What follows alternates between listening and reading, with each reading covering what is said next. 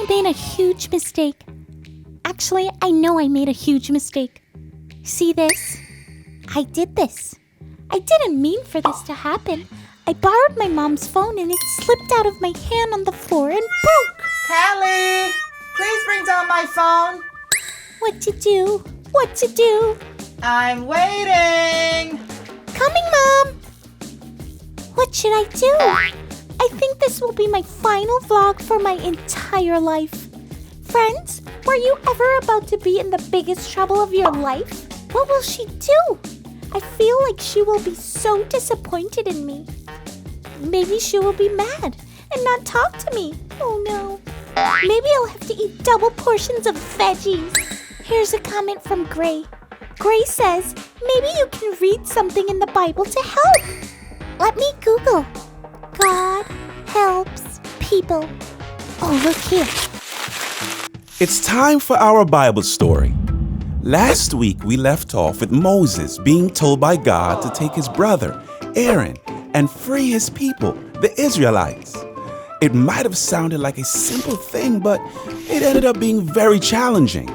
It was complicated because the people of Israel had become such a huge part of Pharaoh's nation. They had been held captive in Egypt for a very long time, for generations actually. But God was tired of Pharaoh refusing to set the people free. Moses was told to go with one message to Pharaoh, to let my people go. But Pharaoh said no. So God decided to send plagues. Plagues were really painful disasters sent to Egypt by God to force the Pharaoh to let God's people go. God knew Pharaoh's heart wasn't changing.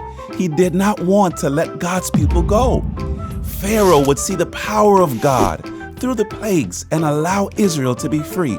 The first plague was water in Egypt being turned to blood. But Pharaoh would still not let God's people go. The second plague was frogs being sent everywhere. But that didn't work. So a third plague was sent. The third plague was dust turned to gnats. Gnats are tiny bugs that fill the air. The fourth plague were flies. Then the fifth plague were all the horses and all the cows and all the sheep died. But none of it worked. Pharaoh was a stubborn ruler and didn't want to let God's people go. With the sixth plague, the people and animals all got boils on their skin. Painful sores covered them. The seventh plague, it rained ice. Hail fell from the sky. The eighth plague, locusts ate up all the plants. Yet, Pharaoh still wouldn't let God's people go.